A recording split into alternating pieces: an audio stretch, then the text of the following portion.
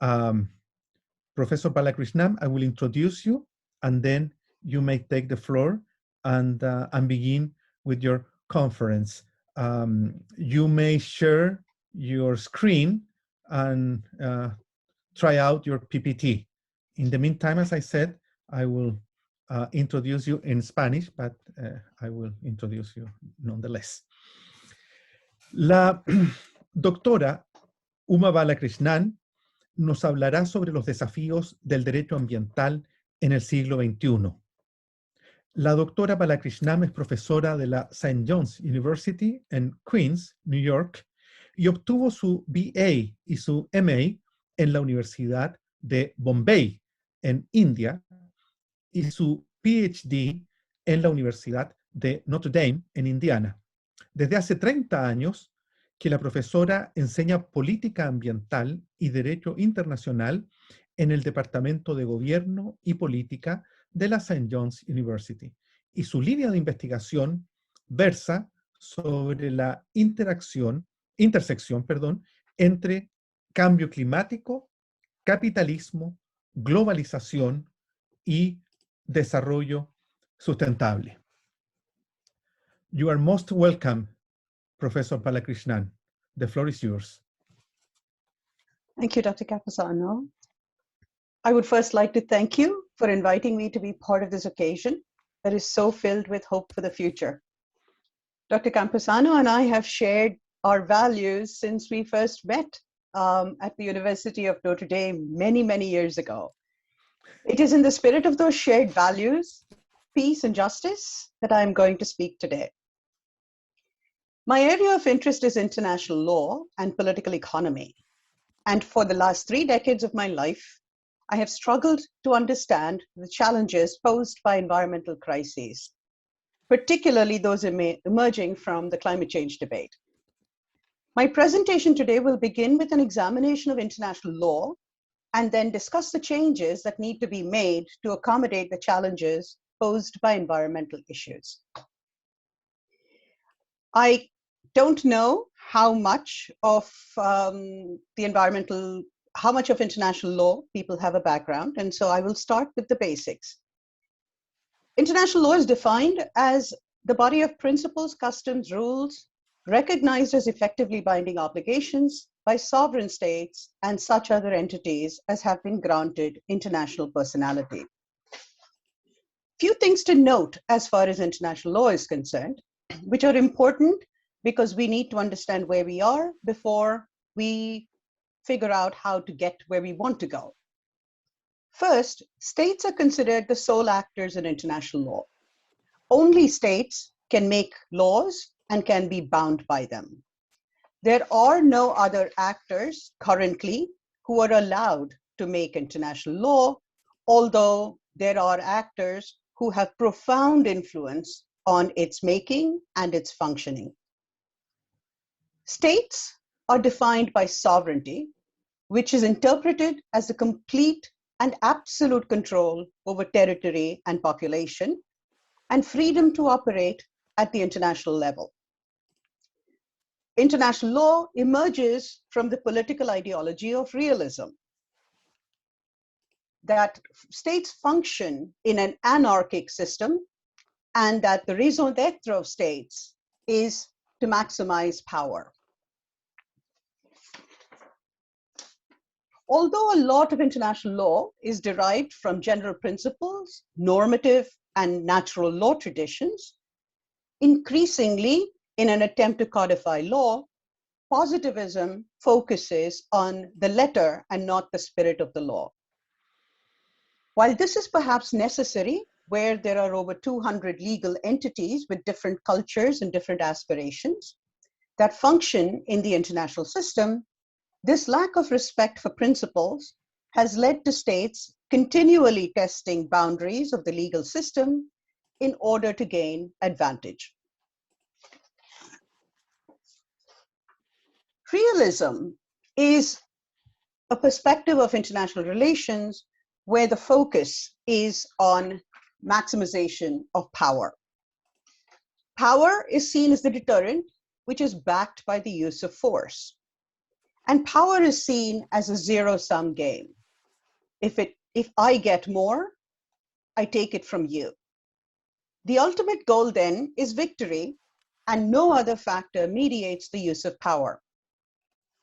This is important because power as deterrence and power as the use of force have very little place in environmental policy making or the creation and maintenance of environmental legal regimes.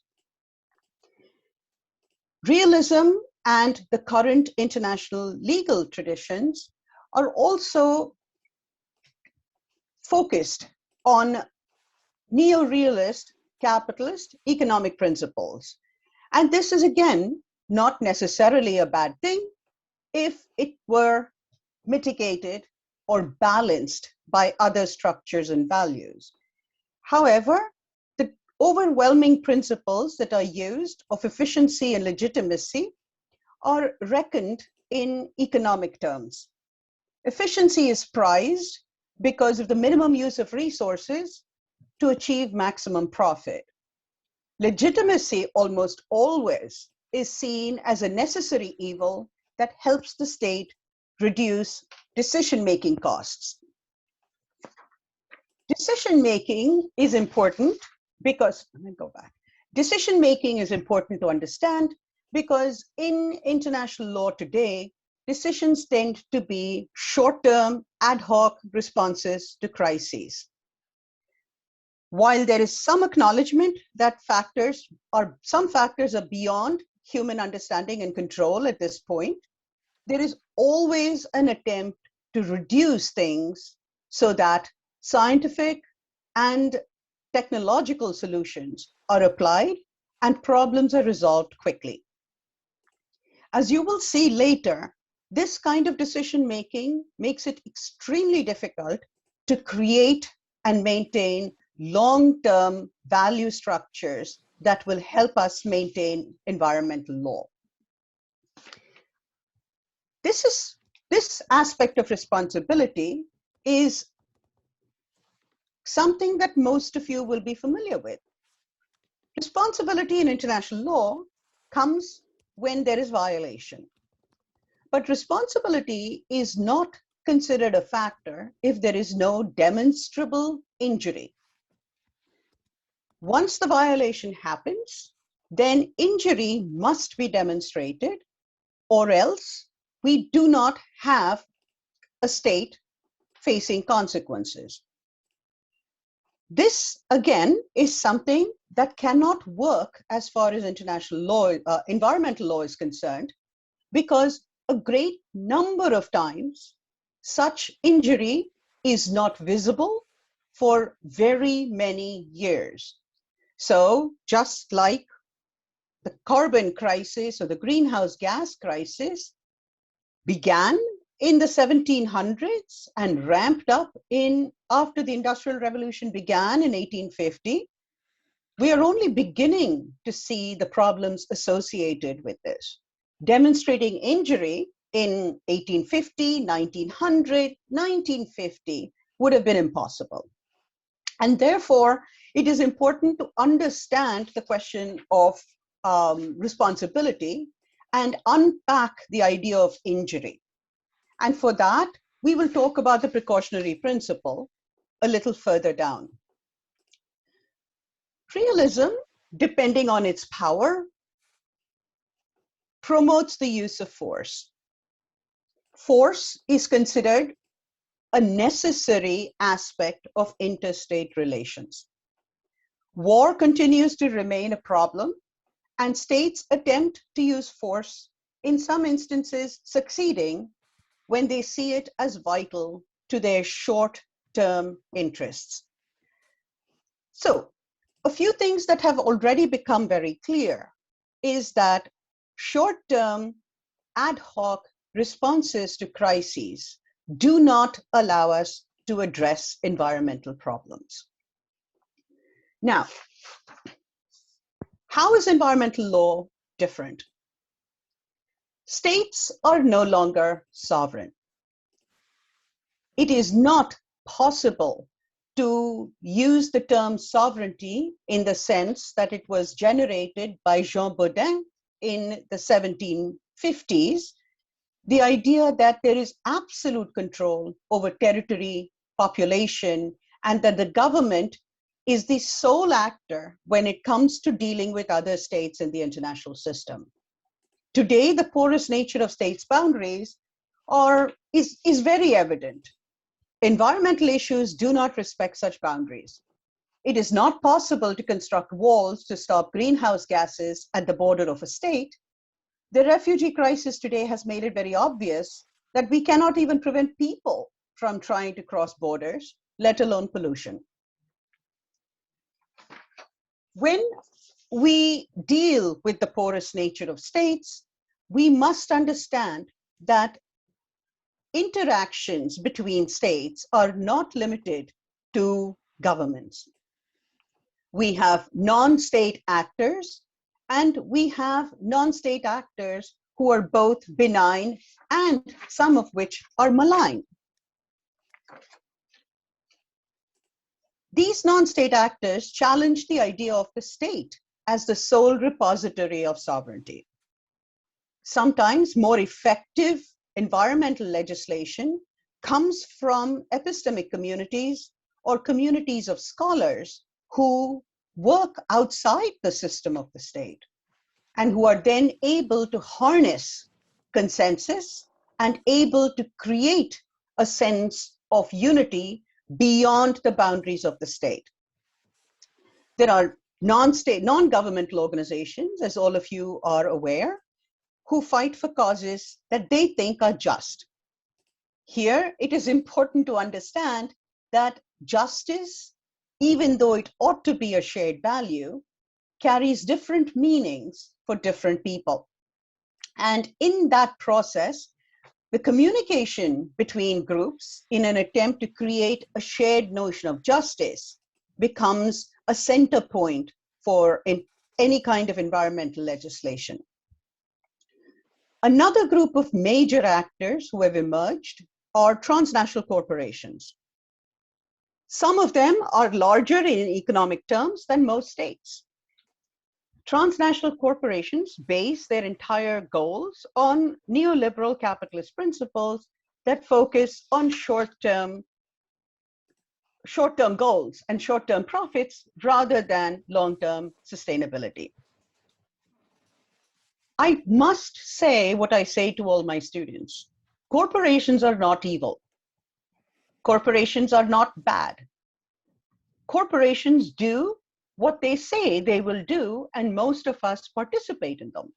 Partly because, I don't know how it works, Dr. Camposano, in Chile, but here most of our pension funds are invested in corporate, in mutual funds in the stock market, which means it is important for me that the corporations function well. At the same time, it is in the interests of environmental sustainability that we are able to place some limits on the behavior of corporations. The capacity of capital to penetrate state boundaries and flow freely across borders, what we term globalization now, has led to a further weakening of the state as a representative of national interests.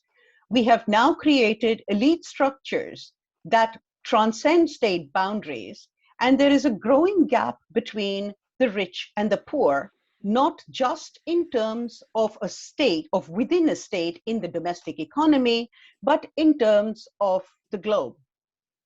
Today, I'm not sure whether SpaceX was able to send off its rockets, but SpaceX is an example of how an individual is able to harness private funds for something as large as space exploration.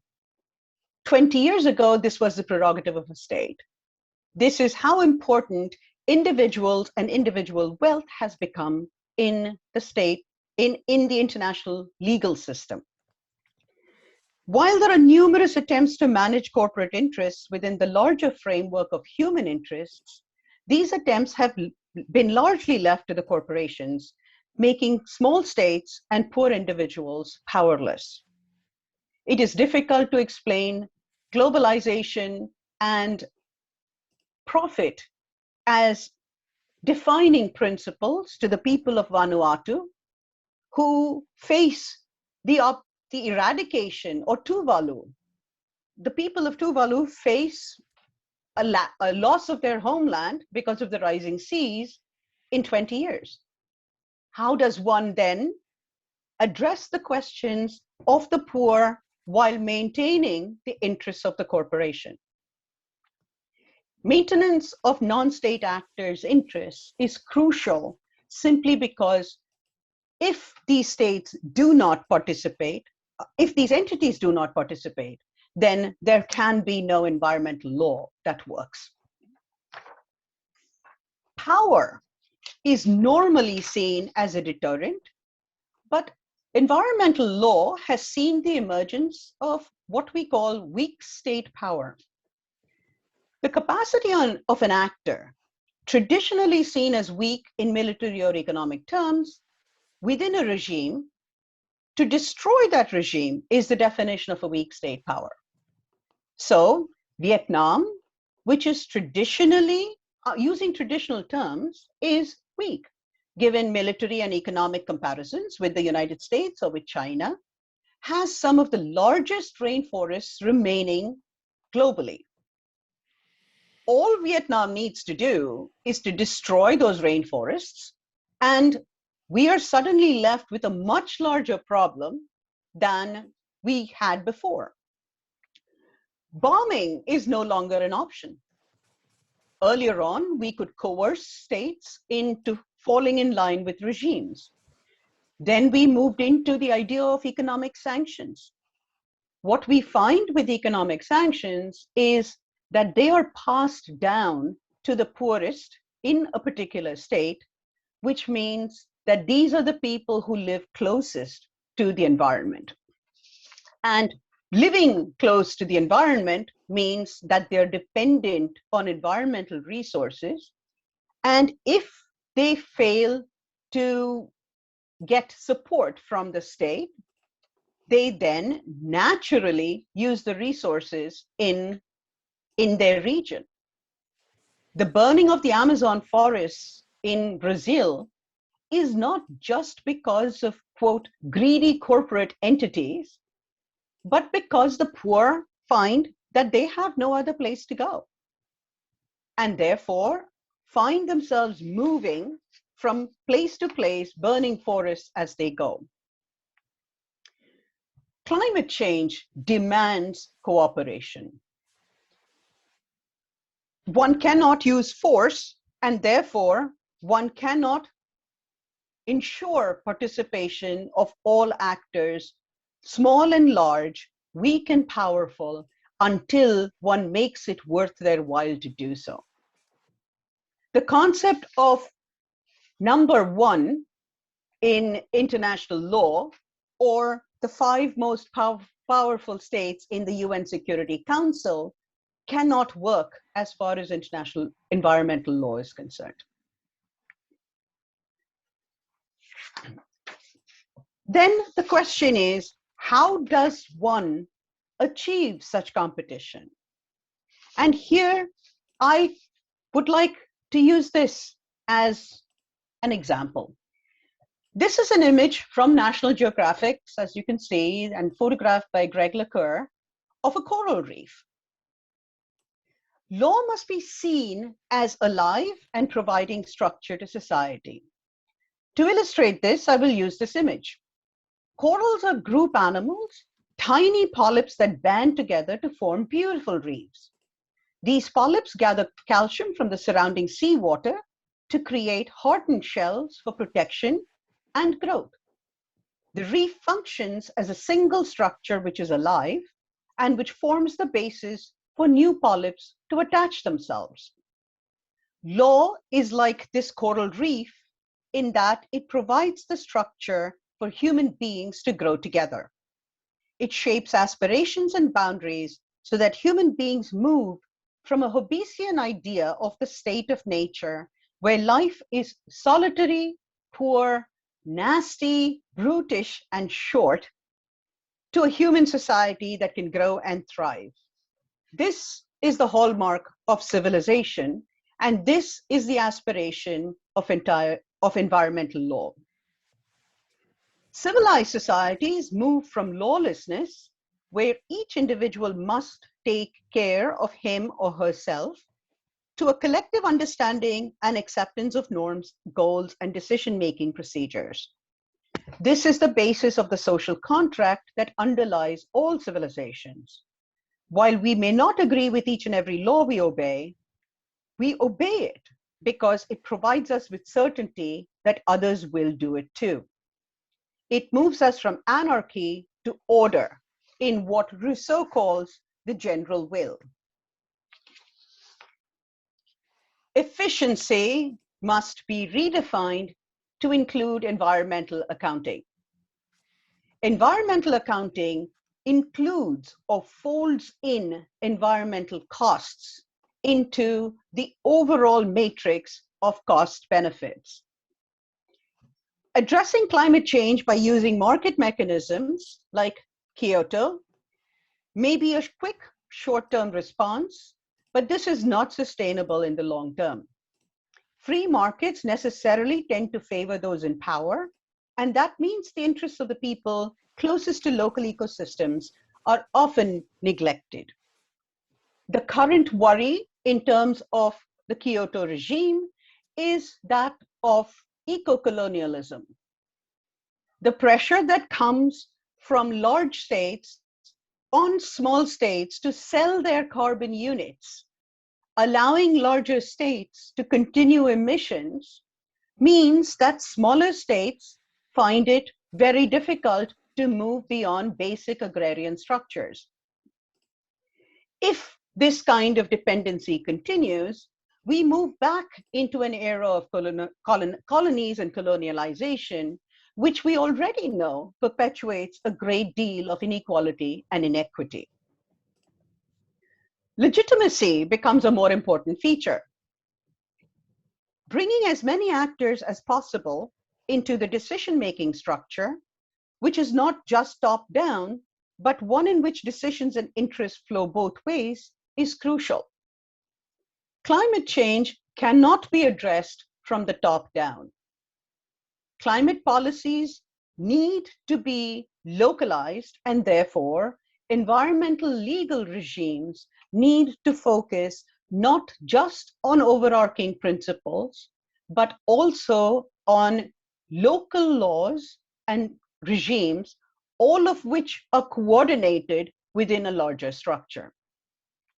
This is something we have never attempted before. The closest we have come is human rights. And while the regime on human rights works, it is far from efficient. And I'm using efficiency in the new meaning of the term, in terms of costs associated that are considered outside the traditional calculus. When we understand that a coordinated legal regime, which requires a great deal of communication, is vital for the success of environmental policy, then we understand what it is to create an environmental legal regime. It is important to have an international approach. It is important to have a global approach, a national, a regional, a local, perhaps village to village. And we see this with the renewable resources. Currently, there is not a single renewable resource that is capable of replacing traditional fossil fuels, nuclear, or hydropower. This does not mean that we abandon the project. This simply means that we think outside the box. We think about local solutions, all of which are coordinated with larger and larger circles. Decision-making then becomes a matter of a holistic approach. We cannot reduce decisions to the lowest common denominator. Vandana Shiva talks about science as reductionism and scientific reductionism as violence. The approach of science and technology has been to limit the number of factors in play. When one limits the factors, one does not concern oneself with the health of the surrounding systems. We solve a problem in terms of technology without worrying about what it is that happens around that system. A great example for this is the ozone hole and the subsequent ozone protocol. HCFCs were available for a long time before 1987 and the Montreal Protocol. However, they were considered less profitable, and the attempt then was to continue the use of CFCs. When we discovered that CFCs, and you in Chile are particularly aware of this because of the Antarctic ozone hole, when we became aware that CFCs were destroying the ozone layer, what we then decided to do was to create a technological solution which was quick. We replaced CFCs with HCFCs, and we even provided China and India with special funds to switch from CFCs to HCFCs. We did not care that HCFCs are 23,000 times more powerful than carbon dioxide in trapping heat. We solved the problem of the ozone layer, which is rapidly patching itself, and the hole, which is vanishing. We created a much bigger problem for ourselves. This is what I mean when I talk about scientific reductionism and a focus on the least amount of factors in play. Environmental law faces this challenge. Environmental regimes need to accept that the ecosystem has certain characteristics that must be respected. Ecosystems are closed systems. This, for me, is a classic example. I saw this first in the late 80s. This is something from the store Hammacher Schlemmer, which markets itself as a store that has gifts for people who have everything. That should have warned me, but I decided that this was something of importance for me to read through. This is described as a self-sustaining ecosphere. It's a self-contained, self-supporting ecological system permanently sealed in the hand-blown borosilica glass sphere. Inside, tiny shrimp feed on bacteria that metabolize organic waste into nutrients for the algae, which in turn photosynthesize the oxygen needed for the shrimp and bacteria to survive. The lifespan of the shrimp is up to 3 years, and that of the bacteria and the algae indefinite. The shrimp are smart in that they don't build factories. If they did, then this sphere would no longer be self-sustaining. This is a great example of our globe. This is an example which shows us that as long as we function within systemic limits, we will be able to survive. And factoring systemic limits and science into decision-making is key to the structure of environmental law. We also must understand that systems have thresholds. We do not have infinite amounts of time. When thresholds are crossed, it is very difficult for the system to recalibrate itself. It will then move into what is called a new normal. Feedbacks associated with systems are important to understand. Negative feedbacks mitigate problems. Positive feedbacks are the dangerous ones. For instance, the Arctic tundra, the semi-frozen slush, is 90% methane. As you have warming, the methane then ends up being released. Methane is 30 times more powerful than carbon dioxide. When methane is released, warming is increased. When warming is increased, the Arctic tundra melts, which releases more methane. This is a positive feedback loop, which clearly demonstrates that there is no leeway, there is no cushion in terms of time for environmental policy making, particularly with respect to climate change. So we are pressured by time. There are limits on decision making, but it is also important to understand the idea of injury. We go back to the first part of this lecture, where we talked about demonstrating injury in order to determine responsibility. Since the 1990s, we have seen the development of the precautionary principle.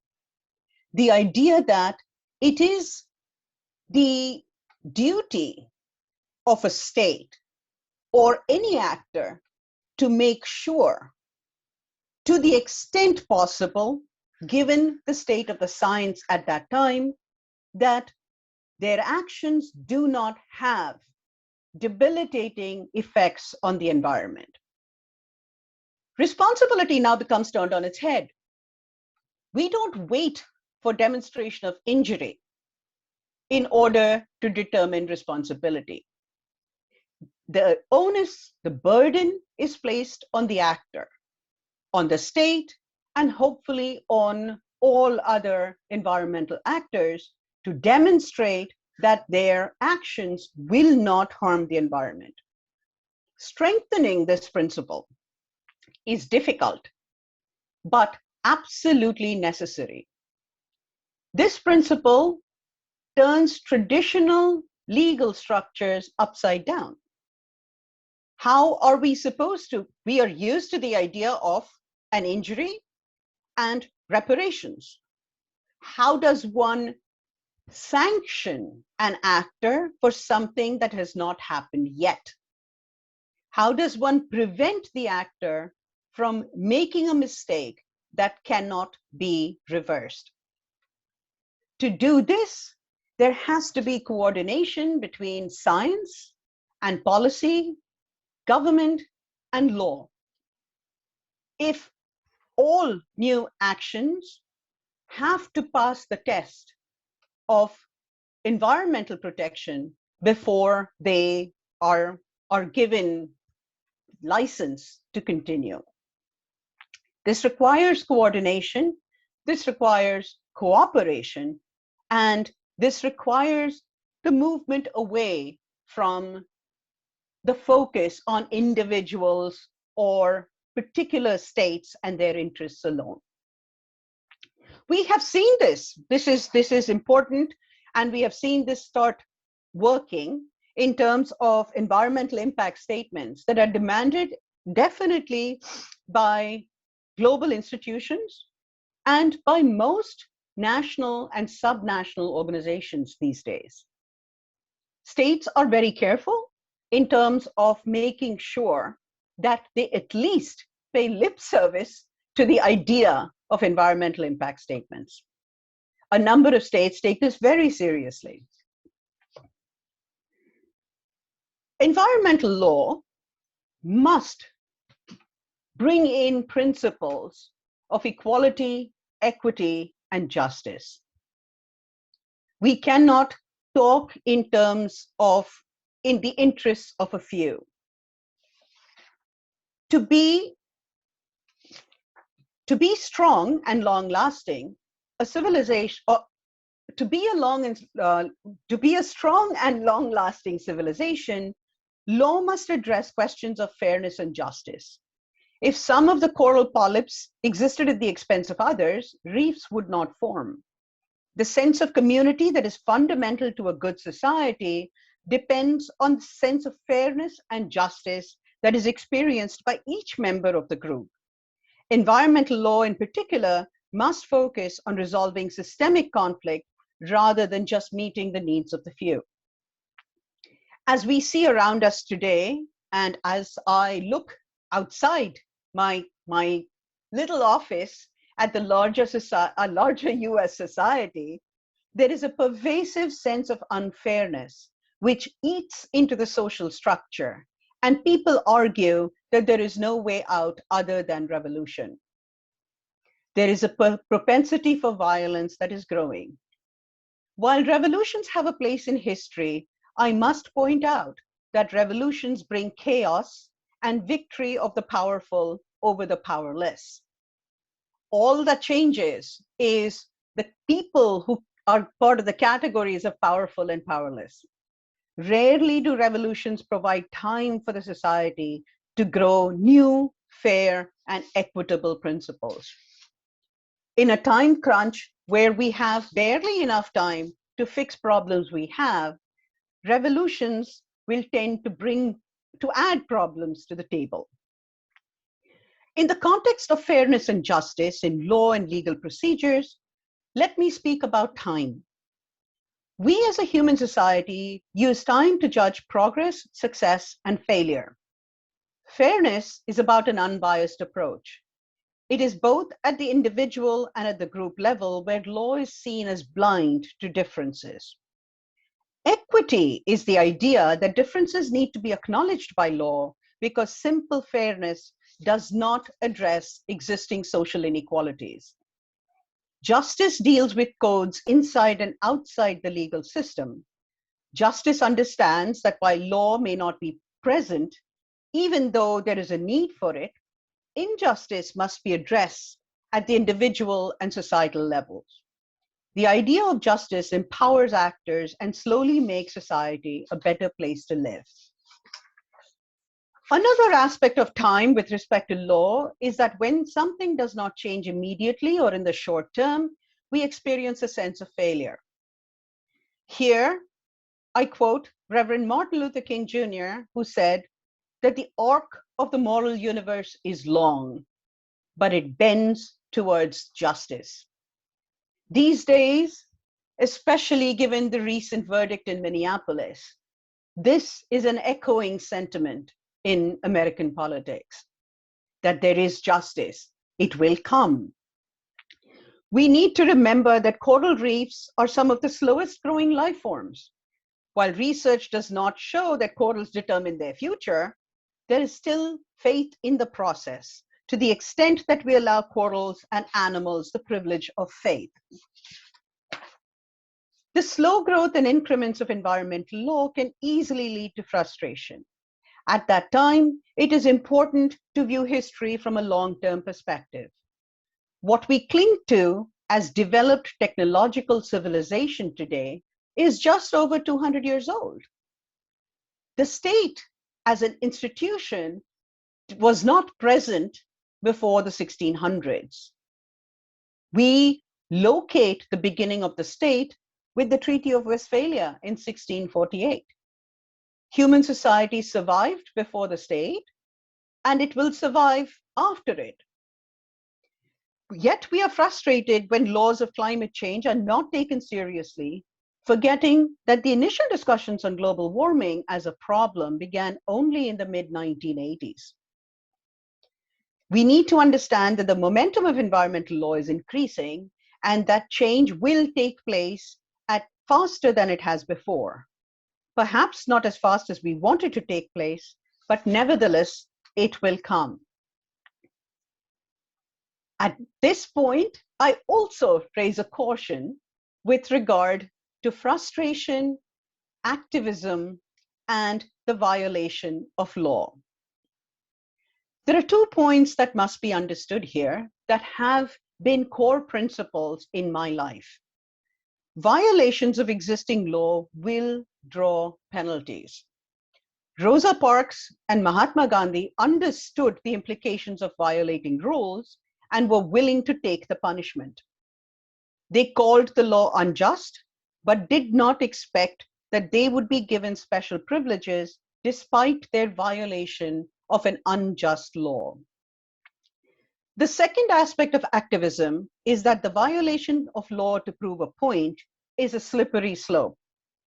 Robert Bolt, in A Man for All Seasons, demonstrates this in a quote that is core to my understanding of the role of law in society. This is how it goes.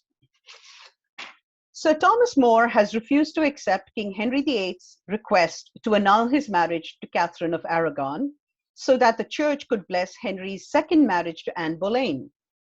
More's son-in-law, Will Roper, argues that laws are meant to be broken in the interests of justice, while More insists that actions must follow the law no matter what the consequences.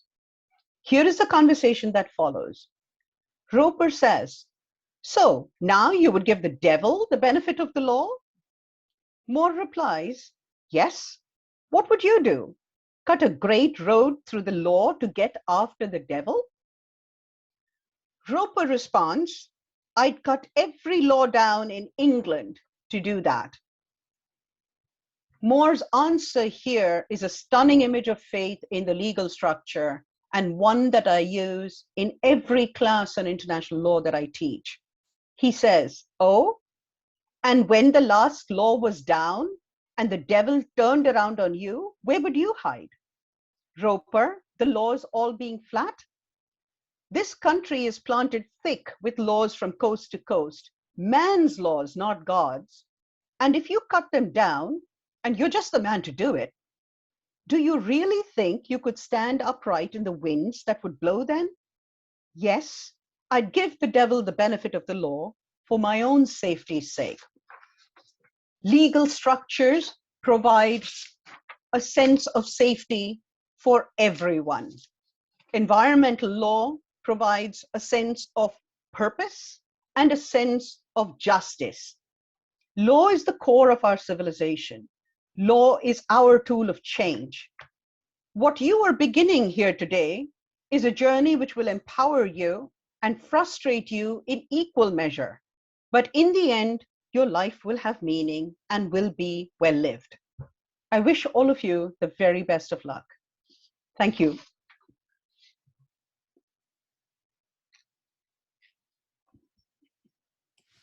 Thank you very much, You're welcome. Dr.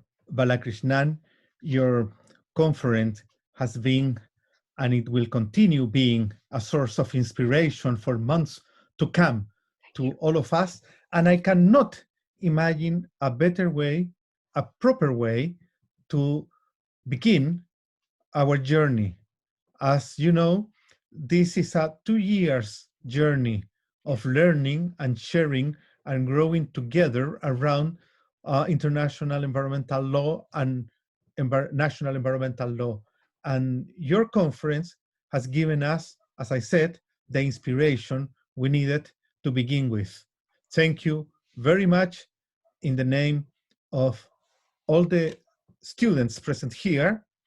Thank you very much on behalf of Universidad del Desarrollo, and thank you very much on behalf of myself. You're welcome. Thank you. Bye-bye. Goodbye.